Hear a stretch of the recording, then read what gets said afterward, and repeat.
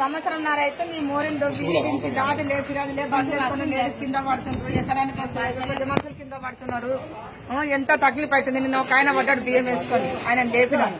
మరి ఇట్లా ఉంది. కార్పొరేటర్ పట్టించుకుంటలేడు, ఎమ్మెల్యే పట్టించుకుంటలేదు, ఎంపీ పట్టించుకుంటలేడు. మరి ముగ్గురు వాళ్ళే ఉన్నారు. తెలంగాణ అని చెప్పి గెలిచిండ్రు వాళ్ళు. ఇంతవరకు ఒక్క పైసా పని చేసింది ఎరకలేదు బి సెక్షన్ కు. నువ్వు చర్చ దగ్గర ఈ బి సెక్షన్ నుంచి గణేశన్ కూడా కార్పొరేటర్ ఏం పని చేయట్లేదు, ఏం పని చేయడం లేదు. కంప్లైంట్ ఇచ్చిండ్రా వాళ్ళు? ఇచ్చినాం, ఇంతవరకు 2 లెటర్లు ఇచ్చినాము. ఎప్పుడు పని చేయటం లేదు. వచ్చి చూడటమే లేదు అసలు. ఆమె మాట్లాడలేకనే వస్తలేదు ఆమెకు అసలు. ఆమె ఏంటికైతే అర్థమైతలేదు. పద్మరావు దగ్గర పోతే పైసలు బిస్కెట్ లెక్క పైసలు పడేస్తే వాళ్ళే ఓట్లు వేస్తారని పద్మరావు అన్నాడు.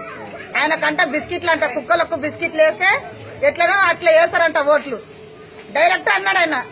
కావాలంటే ఆయన ముంగట కూడా నేను ఆమె ఇస్తాను, ఆయన దగ్గర పోయి అడిగితే మేము ఇట్లా అన్నాడు. అడ్డగుట్టకమ్మా సమస్య అడిగితే మీ అడ్డగుట్టకు పైసా కక్కుర్తి పడాలమ్మా. బిస్కెట్ల లెక్క ఇసిరేస్తే ఓట్లు వేస్తారు. కుక్కలు ఎంత అంటే ఇక కుక్కల లెక్కనే కదా, బిస్కెట్ల లెక్క కుక్కలే కదా. ఎంపీ అయితే ఇంతవరకు తెలియదు. ఒక్కసారి కాదు అసలు కనపడటమే లేదు. ఆయన ఫండ్స్ ఎంపీ ఎమ్మెల్యే కంటే కార్పొరేటర్ కంటే పెద్దది అది. మరి ఏం చేస్తున్నాడో ఏమో. ఆయన మీసాలు దిద్దుకుంటే టీవీలలో కనిపిస్తే అయిపోయిందా? అడ్డగుట్టకు ఇంతవరకు ఆయన ఎవరో తెలియదు. ఆయన ఎవరో తెలియదు అసలు. బండారు దత్తాత్రేయ కానీ పేరు ఒకటే తెలుసా, ఎంపీ అని తెలియదు.